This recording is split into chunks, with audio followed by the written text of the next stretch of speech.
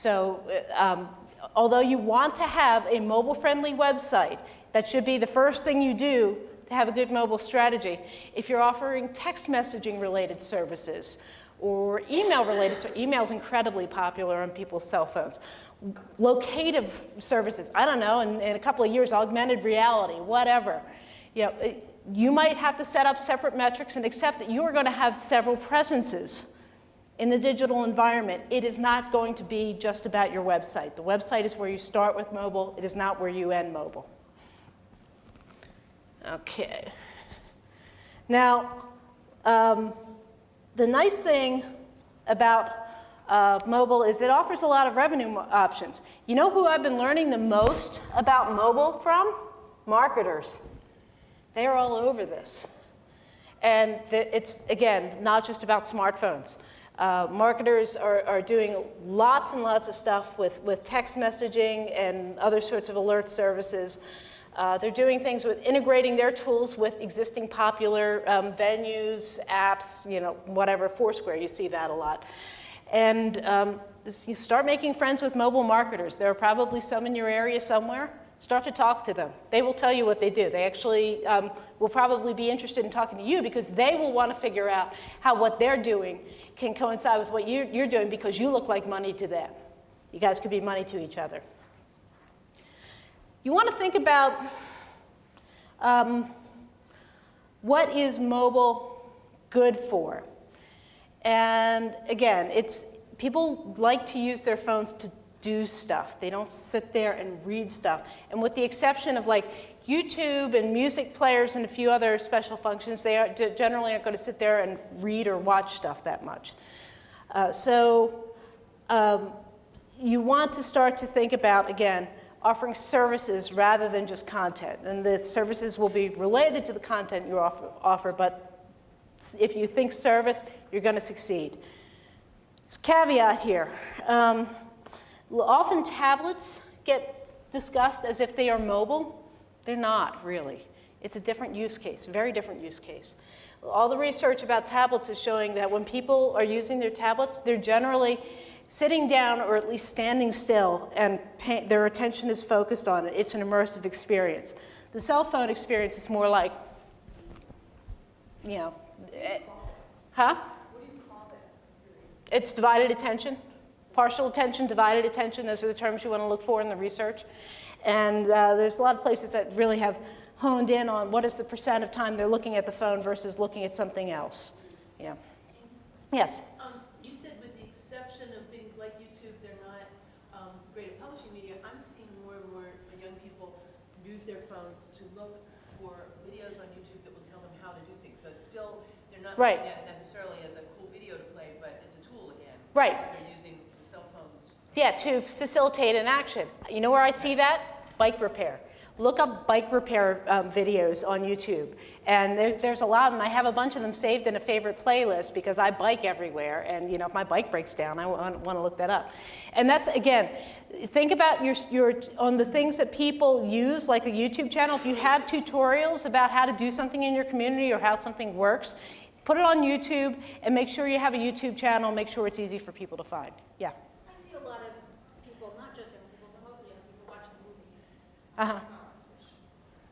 Crazy, but Right, but that's not what you're doing, right? You're not making movies? no, but I'm just Yeah. your point about immersive or content. Yeah. Yeah, and if you are making movies, okay, then that's cool. Then make movies for the phone. And this is interesting. In South America, you know what they're doing right now? In soap operas. Watching video on cell phones is huge in South America, so soap operas have started doing dual filming crews. They're dual shoots, where they'll have one camera crew set up to do a traditional TV shoot, and other camera crews all doing tight shots. And they have the same audio, but they cut the video differently for a mobile presentation. So, and again, these kinds of things, that's where you do the local mobile market research. If I'm totally wrong about this in your community, if actually videos are really, really popular on cell phones, okay, then do some of that. But if you do it, make sure you're not shooting it the way you would for a big screen. You gotta shoot tight for a small screen for anything you're doing, especially for YouTube in any environment, but especially for mobile. Okay, so Let's see. Also, remember, these are phones. People can call, and they can talk back to you. There are lots of options for using audio and mobile, and these are drastically underutilized by all sorts of organizations. This is something you can experiment with. I linked to a couple of tools. There's one called Evoca, and it allows people to call in and leave a message, and it'll save the message as a WAV file or an MP3 file and do some initial speech-to-text analysis. Not a transcript, but enough so that you can look at 50 people call in. You can look at the keywords that were most often mentioned in the messages and zip up to those things. And then you have the MP3 or the WAV file that you can include, like put it up on SoundCloud and embed it in your site, put it on a podcast, whatever you want to do. Those kinds of audio is a big option for mobile. It's drastically underutilized, but it's powerful. There is a citizen journalism project in Los Angeles called BozMob that is aimed at letting people who are immigrants, mostly from Central and South America, tell their stories via cell phones. A lot of times they're literally just phoning it in. They're calling in and leaving audio messages for it, but that all gets the people who are running the site package that stuff. They're also doing that with photos. You want to be, if somebody wants to MMS a photo to you, use multimedia messaging service to send you a photo, make that possible. Have a number where you're receiving those messages at. Whatever they're doing, again, this is why you want to do your local mobile market research. It is always easier to take advantage of whatever the people in your community are already doing, rather than to try to make them do what you think they should be doing. You got to fit them if you want them to be able to contribute and participate and to use your content and like it enough to recommend it to people. There's also a tool called Asterisk, and it's free open source software that allows you to basically do phone tree stuff. Press 1 to hear, whatever. If there are some things that are either informational or regular uplinks, like press 1 to hear today's headlines or something like that, this is software that will allow you to do it, and people can just dial a number and make a phone call and listen to it. You don't want to deliver long audio content that way. You'll be burning people's minutes. But it is an option, and there's a guy out in the Boston area named Leo Bird who has used Asterisk to create basically a networking service for Latin American teens in the Boston area. It's Worcester, I think it is. I think it's Worcester. Anyway, but that's a project that is all audio. It doesn't have any web presence. It is all audio, all done over phones and delivered to phones. So be creative. You want to experiment with this stuff. Anything new that you're trying, think of a small scale experiment that you can try. And get a few people who are ringers, who are like, okay, I'm trying this text messaging service. Could you find 2 of your friends to help me out with this, and get a small beta testing group before you roll it out. You want to make sure it works, and you want to make sure that they like it and they get to buy in on it, and give you some advice on how to perfect it before you roll it out big time. Okay, those are some things about. I just wanted to give you some main things to think about how you can use mobile, how it might fit into your organization. Here's some basic things about the mobile landscape in the US right now. You are probably mostly focused on your website as people are going to deliver it as it's being viewed on computers right now. Within 2 to 3 years, the most common way that people will access the internet in the US is going to happen on mobile devices, largely cell phones. Tablets are going to be playing an increasing role in that, but whatever you do on the web is already significantly mobile by default, and in the very near future, it will be mostly mobile by default. This means things like check your ad formats and make sure they display well on a variety of devices. Look at your content format. Make sure that it displays well on a variety of devices, and keep checking that over time. Also, right now, about 70% of all Americans, that's the total population, all from little tiny babies up to centenarians, own cell phones. Okay, so about about 35% of all the phones in the US market right now are smartphones. And let's be clear on what a smartphone is. All a smartphone is a phone that is basically a handheld computer that does telephony and that also runs on an operating system that is capable of supporting downloaded programs that run on that platform, like the way Microsoft Word runs on top of Microsoft Windows. That is it. Anybody here have a BlackBerry? Yeah? Let me see it. Okay, so you got a full touchscreen. Okay, there's a lot of BlackBerries that are what they call candy bar, you know, with the keypad and the small screen. Guess what? They're smartphones. Ever try surfing the web on one of those? Yeah, sucks. And so, you know, when you think of if you ask people what a smartphone is, a lot of times they'll answer wrong. They won't even know if their phone is a smartphone or not.